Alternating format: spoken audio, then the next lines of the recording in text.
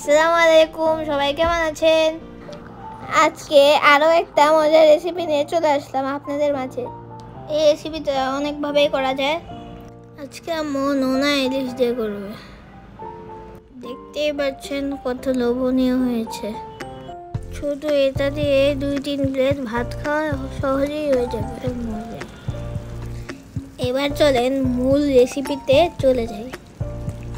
প্রথমে আম্মু আস্ত একটা নোনা ইলিশ নিয়ে নিচ্ছে।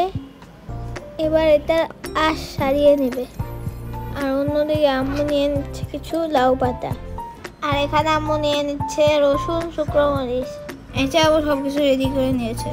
এগুলো সব আম্মু পাতায় বেটে নিয়েছে। এবার একসাথে মিক্স করে নিয়েছে।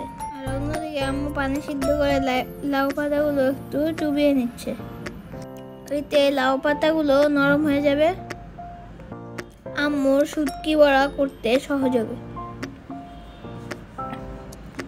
আম্মু কিন্তু পরিমাণটা দেখে দেবে, আপনারা কিন্তু দেখে নেবেন প্লিজ।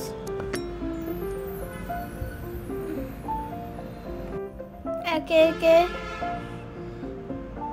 সব লাউ পাতা আম্মু হালকা চুবিয়ে নিচ্ছে।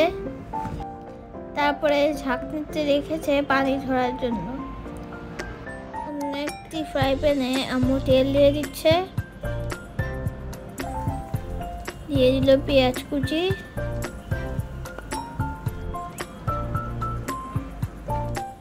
কিছু সময় নিয়ে পেঁয়াজটা ভাজতে হবে।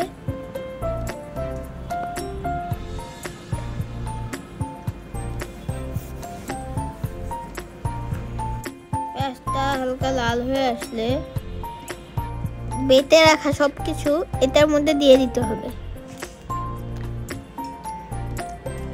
এরপরে কম আঁচে 10 মিনিট রান্না করতে হবে।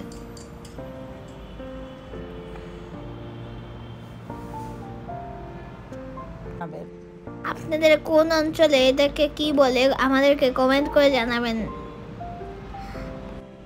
আর ভিডিওটা কে কোনখান থেকে দেখছেন ওইটাও কিন্তু কমেন্ট করে জানাবেন প্লিজ। রান্না করতে করতে যখন তেলটা উপরে চলে আসবে তখন কিছু মরিচ কুচি দিয়ে দিতে হবে।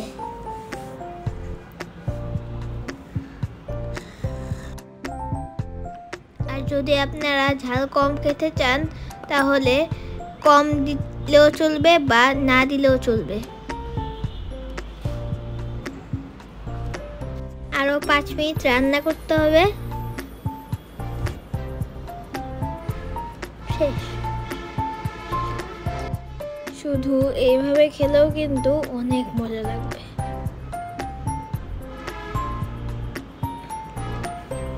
আম্মু এগুলো একটা বাটিতে তুলে নিয়েছে। এবার আপনাদেরকে দেখিয়ে দিবে কিভাবে শুটকি বড়া তৈরি করতে হয়।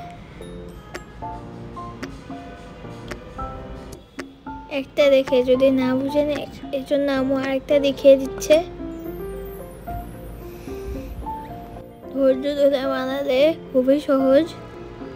অনেকেই কষ্টের কারণে এই খাবারটা খেতে চায় না।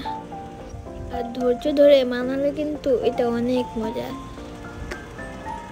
এখন আম্মু সবগুলো একে একে ভেজে নিচ্ছে। এগুলা হালকা ভেজে ডিপে রেখে অনেক দিন খাওয়া যায়।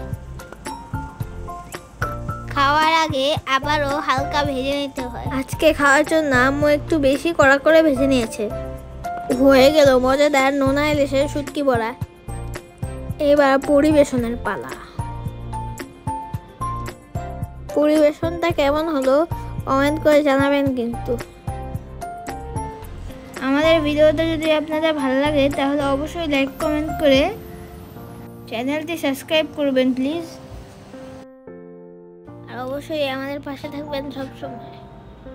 ধন্যবাদ এতক্ষণ ভিডিওটি দেখার জন্য। আল্লাহ হাফেজ।